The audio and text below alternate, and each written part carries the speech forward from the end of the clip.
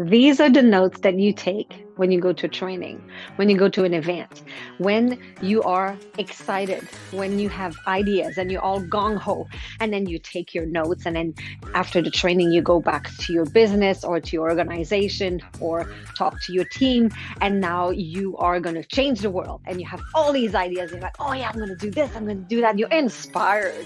You are going to change the world. And then you put your notes on the shelf and they become shelf help instead of being personal development notes. Because sometimes life goes on and we don't have time to implement all the ideas that we took so many notes about. So how do you ensure that what you've learned is going to get implemented? And how do you make sure that you maintain that momentum?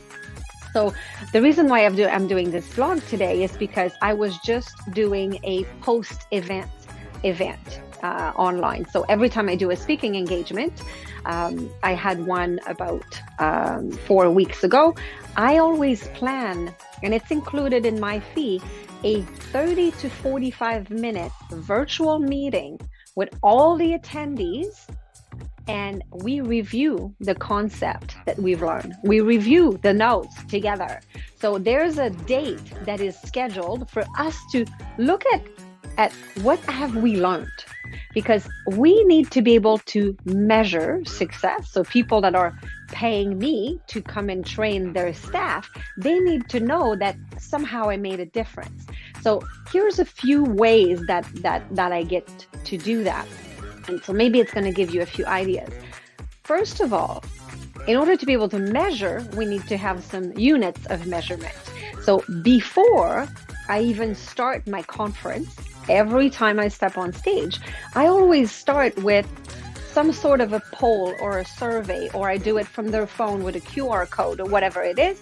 And I ask them, my topic is confidence, so I ask them to give themselves a number about their confidence right now, because that's going to be what we're evaluating. It's not tangible confidence, but they can give themselves a score from 1 to 5 as to how they perceive their confidence at this time. I give my 1 hour or 75 minutes or 90-minute training, and at the end, I do another poll or quiz or survey. And these numbers are tangible. Now that I've given them the tools, the tricks, the strategies, and all the processes in order to increase their confidence, then I can come back to the organization and say, the confidence of your staff during my 1 hour training has increased of 171%. So first key is, where are you at? Evaluate where you are now, do something, and evaluate again where you're at after. So that's going to give you an idea of how to measure your success.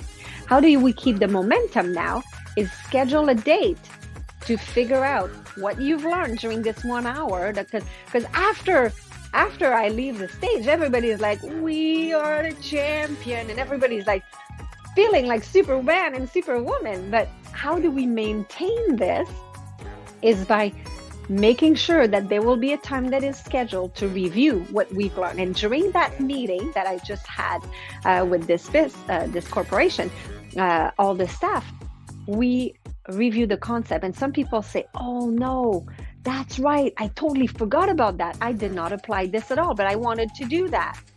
Or some of them will say, oh, wait a minute, I just had some questions about this. I tried to apply this and that didn't work. And some people will say, oh yeah, already done it. I'm gold. I've done this already and I'm out to the next goal, because I also make them commit to something that they will do. So I recommend that you do that as well. When you finish your event, you've just taken all these notes and all these ideas, commit to something. And what I do is I get them to commit to one thing, one action, something concrete, a progressive statement that they will do, and that will make them accountable to have done that, because they write it down on a piece of paper. We put them in an envelope and I mail them the envelope a month later. So they received by the mail that thing that they were supposed to have done by that date. what they committed to. So it's very interesting when you receive your promise statement. Some of them will say, oh, I forgot to do it. Yeah, I'm kind of doing it. I have some questions. Or, oh, done it already. I'm on to the next goal. So we measure all the things that we have learned. So go back to your notes and say, okay, these ideas that I had, I need to schedule them. When am I going to implement that? Because a month later, very often the idea that you had was just on the spot. And really, now that it sat for a month, now you have better ideas and you'll be like, okay, you know what? I'm going to schedule in my calendar. I'm going to be implementing that during that week. And I will put that on my calendar so that I make sure that it's done. So doing this 1 month later, a review of your notes, and it's on your calendar, you set some time aside for that. That's what allows me to evaluate with, again, polls and surveys. I'm able to tell the corporations, your staff remembered and applied 82% of the concept that I was teaching them. So how do you measure your success and how do you keep your momentum? So make sure that you always have a plan. Every time you learn something new and you have a new idea, set yourself a deadline. When are you going to revisit? What are you going to do with it? And send yourself some reminders. I send them something by the mail. It could be something else, but make it something that is out of the ordinary so that you're sure that you're going to actually do something about it. Because the event ends and you're like, oh, I'm all excited. Now what? So how do you keep that momentum? So make sure that you use these tools and stay motivated.